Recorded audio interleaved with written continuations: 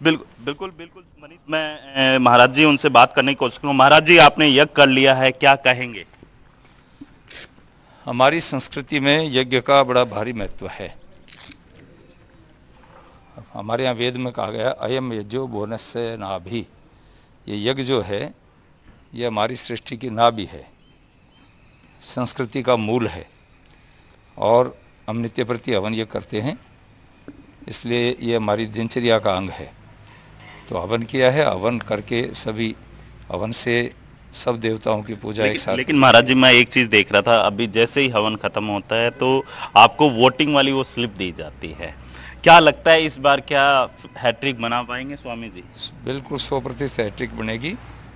पिछले वोटों से इस बार अधिक वोट मिलेंगे, किसी प्रकार की कोई चिंता नहीं है, क्योंकि मैंने पूरी लोकसभा को एक एक पंचायत को कवर किया है। कार्यकर्ताओं में ज़बरदस्त उत्साह है, लोगों के अंदर उत्साह का भाव है, लोग वोट देंगे, अच्छे वोट देंगे। लेकिन मुद्दों की बात करूं तो यहाँ पे कई ऐसे मुद्दे हैं, चाहे नहर का हो या फिर किसानों के एमएसपी से जुड़ा हुआ मुद्दा हो, इसको लेके काफ़ी ज़्यादा आपके जो प्रतिद्वंदी हैं वो उसको भुनाने की कोशिश कर रहे हैं।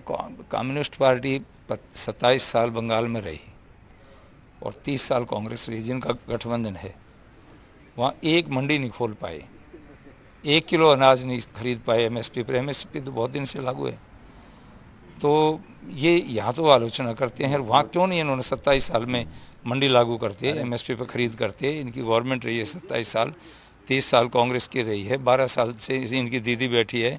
इतने लंबे समय से, और यहाँ आकर के बेकार की बातें करते हैं। ये दोगला चरित्र है इनका।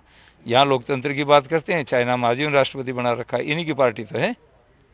एक सवाल और, सीकर की जनता आपको तीसरी बार वोट क्यों देगी? क्या देखिए, सीकर की जनता इसलिए तीसरी बार वोट देगी कि मैंने 10 साल में लोगों के काम किए।